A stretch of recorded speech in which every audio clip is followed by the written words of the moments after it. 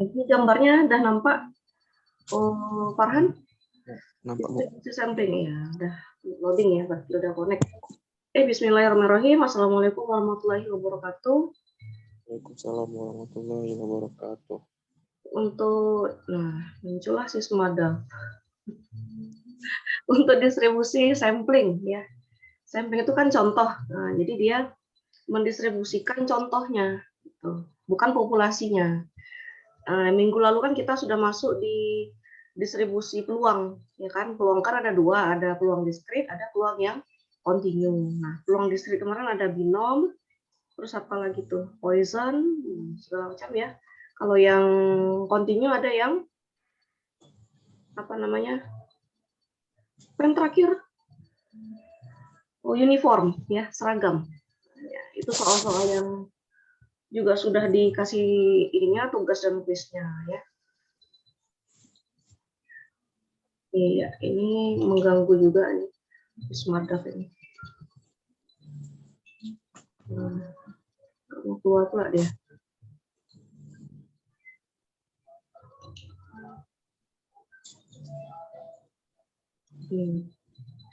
Ada aja ya kan.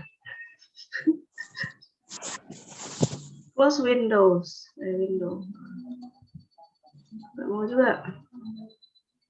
Inilah. Nge-freeze dulu. Lama loadingnya.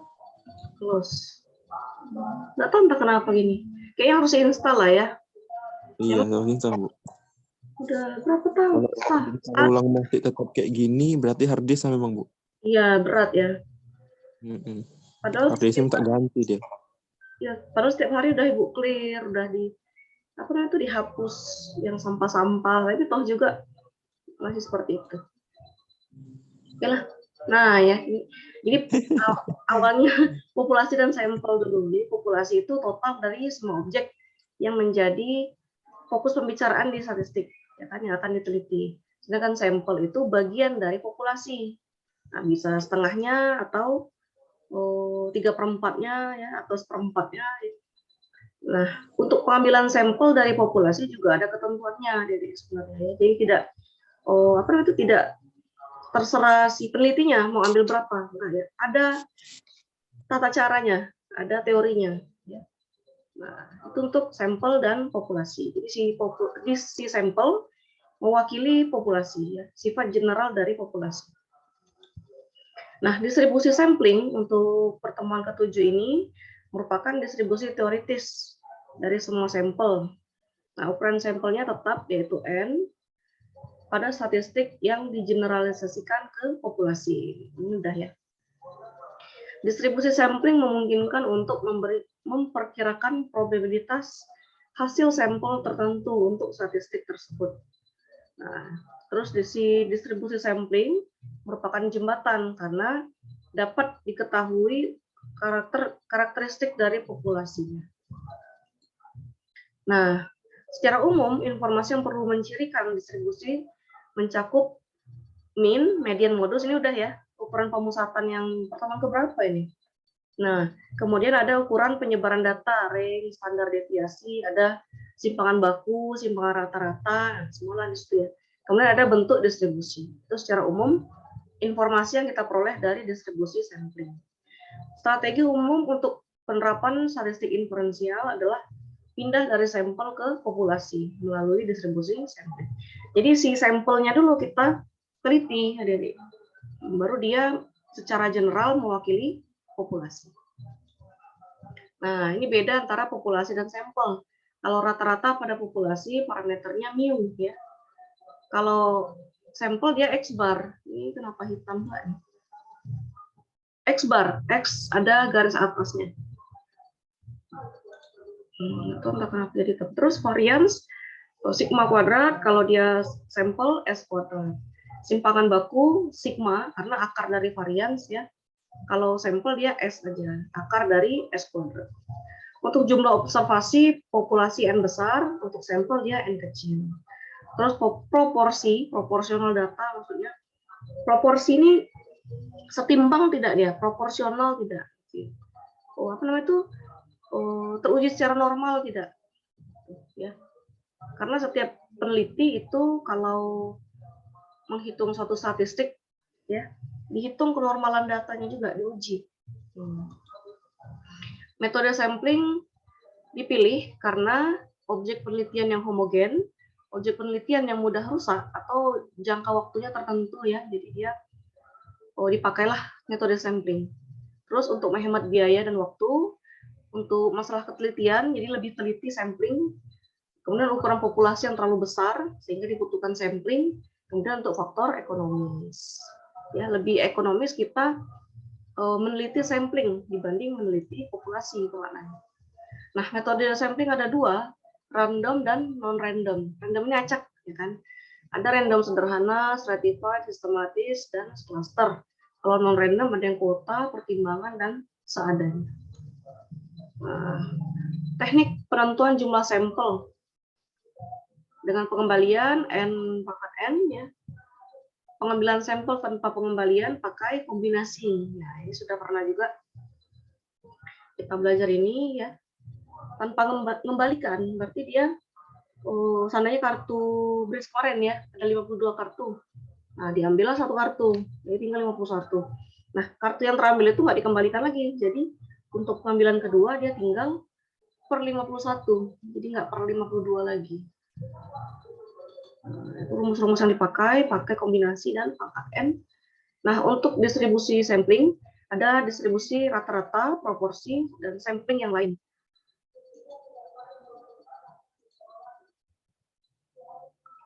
Nah, distribusi sampling mean yaitu aritmetika dari seluruh sampel acak berukuran N yang mungkin dipilih dari sebuah populasi. Kalau proporsi untuk distribusi seluruh sampel acak berukuran N juga yang mungkin dipilih dari sebuah populasi. Jadi bedanya kalau ini kan min ya, nilai rata-ratanya yang dicari. Kalau ini proporsi-proporsinya yang dicari. Distribusi sampling dibedakan jadi ini ada dua populasi ya. Untuk sampel N1, populasi pertama dihitung sebuah statistik S1 menghasilkan sebuah distribusi sampling dari statistik S1 tadi yang memiliki min mu S1 dan deviasi standar sigma S1. Kalau untuk populasi kedua tinggal ganti S2, sampling pertama, sampling kedua. Yang intinya apa? Intinya di sini ya. Pemilihan sampel untuk mencari nilai rata-ratanya yaitu mu x bar ya. Kalau untuk simpangan baku dia sigma per akar n dikali dengan akar n besar kurang n kecil per n besar kurang 1. N besar ini populasinya. Kalau n kecilnya sampelnya. Ya, berapa sampel yang mau diambil dari beberapa populasi. Nah, untuk pengambilan sampel dengan pengembalian ya, untuk N sampelnya lebih kecil dari 5%, maka mu X bar-nya itu sama dengan mu, sama kayak tadi ya. Cuma untuk simpangan baku dia tidak dikalikan dengan akar N besar kurang N per N besar kurang 1. Jadi cukup sigma per akar N saja. Bedanya di sini ya, di simpangan bakunya. Ini contoh, sebuah toko memiliki 5 karyawan, si A, si B, si C, dan si D, dan si E. Ya.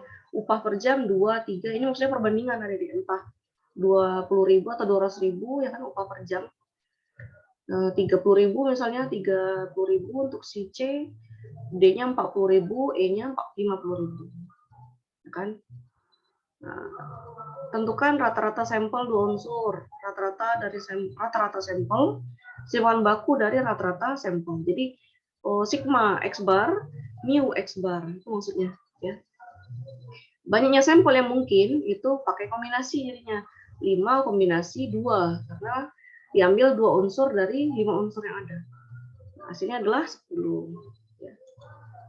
Rata-rata sampel sama dengan rata-rata mu. Jadi jumlahkan semua upahnya itu baru bagi rata, bagi 5. Hasil 3,4 ya. Kita nggak tahu ini puluhan ribu atau ratusan ribu. Kalau dia puluhan ribu berarti 34.000 kan gitu. Kalau dia ratusan ribu 340.000. Tergantung upahnya ini berapa ya kan. Karena dia pakai perbandingan di sini ada. Nah, untuk simpangan baku pakai yang N besar ya. Jadi sigma yang diperoleh ini cari dulu ya, Dedek. Rumus sigma tahu ya? Kan ada di pertemuan keberapa itu? Sigma. Sigma ini. Lihat lagi rumus yang lama, diperoleh dia 1,02 per sampel yang diambil adalah 2, populasinya adalah 5 kurang 2 per 5 kurang 1. Jadi simpangan bakunya adalah 0,62. 1,02 ini simpangan baku dari populasi. Nah, yang 0,62 simpangan baku dari sampelnya. Gitu. Di situ sebenarnya ininya ya, dari bedanya. Nah, di sini proporsi data ya terdistribusi normal atau enggak. Kalau normal, kurvanya ini setimbang. Kan setimbang ya. Nah, kali ini enggak setimbang. Mengerucut ya. Kemarin ada itu kan di slide berapa, kalau simpangan bakunya itu makin besar, dia makin mengkerucut grafiknya. Tapi kalau simpangan bakunya makin besar, ya, makin kecil itu makin landai. Ya, gambar grafik dari kurva ini, kurva datanya. Nah, untuk pemilihan sampel dari populasi yang tidak terbatas, maka mu barnya adalah mu juga sama ya, tapi sigma x barnya sigma per akar. Nggak pakai akar n kurang n kecil per n besar kurang 1. Nah, ini dibaca Dedek untuk rumus distribusi normal untuk populasi terbatas, yang ini untuk populasi yang tidak terbatas. Contoh, ini ada pembahasannya nggak? Ada. Ya, upah per jam pekerja rata-rata 500, bahkan 500.000. Dia pakai perbandingan ini ya. Ya, mungkin juga 500 perak ya per jam. Simpangan baku 60. Boleh ditambah 60.000, ini 50.000 terserah ya. Tergantung soal. Nah, di sini boleh 60, 500. Berapa probabilitas atau peluang bahwa upah rata-rata 50 pekerja populasi ya yang merupakan sampel random akan berada di 510 dan 520 ya. Nah, diketahui rata-rata upah 500, simpangan baku sigma ya 60, n-nya 50 pekerja, n kecil di sini ya, berarti dia sampel ada di populasi yang nggak diketahui. X-nya berapa sampel yang mungkin yang terletak di upah 510 sampai 520. Itu maksud dari soal. Nah, ini pakai tabel Z. Udah Ibu ini ya, di Ibu share ya. Tabel Z ini yang distribusi normal. Nah, disesuaikan, cari nilai Z normalnya dulu, Z baku. Apa kemarin? Sigma dikurang mu per X bar. Ya kan? Nah, ini juga X-nya adalah 510 ya. Yang untuk X keduanya adalah 520. Nah, jadi cari dari mana dapatnya 1,18, dari mana 2,36. Ada rumus Z baku. Sigma dikurang mu per X bar. Nah, rumusnya juga sudah pernah Ibu share juga ya. Ini agak loading lama. Filenya ini baru muncul dia. Z baku sama dengan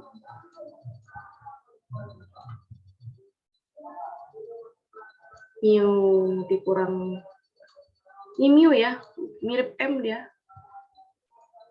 Kalau sigma terbalik, sigma dikurang mu per X bar.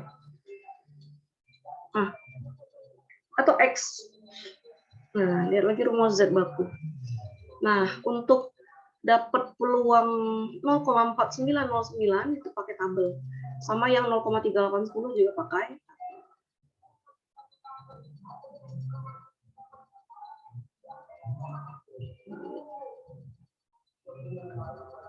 Ikut. Nah, mulailah.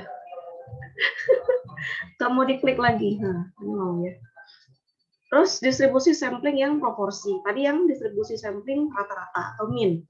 Nah, untuk proporsi dari seluruh sampel acak ya, berukuran N yang mungkin dipilih dari sebuah populasi. Proporsi kesuksesan desa yang dapat bantuan program. Contoh nih.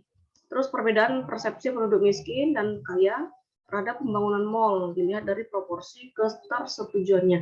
Ya otomatis penduduk miskin tidak akan setuju ya karena untuk ada pembangunan mall di daerah mereka karena tidak sesuai dengan daya beli, ya kan. Terus penduduk kaya ya mungkin saja perlu dia investasi mungkin ke mall tersebut atau untuk tempat tinggal, ya kan. Kan kadang ada itu apartemen di atas mall, ya kan. Atau dia bisa berbisnis di situ, ya kan, jual beli di situ, dan otomatis daya belinya sesuai ya kalau penduduk kaya. Kalau penduduk miskin otomatis dia menolak. Proporsi. Nah, distribusi sampling proporsi untuk populasi dinyatakan dengan X per N besar. Kalau untuk sampel X per N kecil. Mu-nya sama dengan P, jadi P-nya ini ya, Dedek. Kalau tadi kan mu X bar sama dengan mu ya. Rata-rata sampel itu sama dengan rata-rata populasi. Kalau untuk yang distribusi rata-rata, distribusi yang sampling min. Tapi kalau untuk distribusi sampling proporsi, rata-rata untuk proporsi itu sama dengan X per N. Nah, untuk simpangan bakunya, ini rumusnya ya, proporsi kali 1 kurang P per N. Ya, itu untuk yang kecil dari 0, kalau kecil dari 5%, kalau besar dari 5% untuk sampel, mu-nya sama dengan P, dan sigma atau simpangan baku ya, dikali lagi dengan N besar kurang N kecil per N besar kurang 1. Nah, tadi juga bedanya ini ya, Dedek. Nah, sampel yang besar dari 5%. Nah, Dedek cari mana sampelnya 100. Populasinya 100. 5% dari 100 berapa? 5 ya. Sampelnya 5 berarti. Sedikit. Terus kalau populasinya 1000 misalnya. Sampel 5% berapa? 50. Nah, ya. Itu kalau yang 5%. Atau ambil yang 10%. Itu ada ketentuannya, Dedek. Ya, bisa cari di sumber lain metode untuk mencari sampel, hitung sampel. Ini tidak asal-asal dari 100 kita ambil 20. Nah, nggak boleh itu ya. Ada teorinya. Nah, kemudian ini contoh bisa Dedek baca. Terus distribusi sampling yang lain. Untuk beda dua rata-rata, ya, mu 1 kurang mu 2, simpangan bakunya sigma 1 kuadrat per N1 ditambah sigma 2 kuadrat per N2. Jadi ini distribusi sampling yang lain. Ya. Kemudian untuk nilai Z-nya, X bar dikurang mu per sigma. Kayaknya ada yang keliru saya buat Z tadi. Nah, cari lagi lah rumusnya ya. Ini contoh. Kemudian untuk distribusi sampling beda dua proporsi. Nah, sama kalau tadi mu 1 kurang mu 2, proporsi P1 kurang P2. Simpangan baku juga gitu ya. Tadi sigma 1 kuadrat per N1, kalau ini kan P1 kali 1 kurang P1. Disesuaikan dengan apa yang ditanya di soal. Jadi kalau proporsi ini rumusnya gitu. Kalau dia sampel gitu rumusnya. Ini cukup 3 saja dibahas ya. Ini tidak masuk di UTS.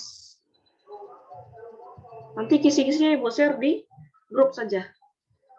Ya, untuk kisi-kisi. Nanti kalau dibuka di sini nampaklah ininya. Soalnya udah bocor duluan. Oke, kita ambil gambar dulu, Adik. Diaktifkan bentar. Bukti Zoom ya, karena ini kan pertemuan 7 wajib Zoom. Itulah yang bilang sayang kali kalau tadi freeze. Sebenarnya ada perintah untuk laptop nge-freeze ya kan. Ada yang tahu? Control Alt apa gitu. Control Alt entah. Untuk apa, Bu? Hah? Untuk perintah untuk apa tadi Ibu bilang laptop? Untuk laptop nge-freeze kan ada itu. Kita tekan tombol apa gitu. Lu pernah baca Kontrol kan? ALT delete, Bu, biasanya. Hah? Kontrol ALT sama delete. Delete ya? Bukan Shift B? Iya. Bukan. Oh iya ya, Control Alt Delete. Iya, Ibu pernah baca. Nanti lah coba lagi. Kalau nge-freeze sekali lagi. Nggak tahu kenapa ya. Coba saya screen ya.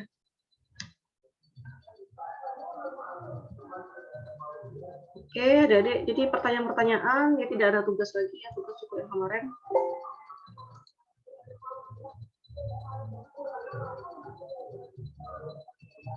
Kan loadingnya. Oh, dari pas sebenarnya kalau lama hidup laptop ini cepat dia. Pas buka Zoom, berulah lah dia.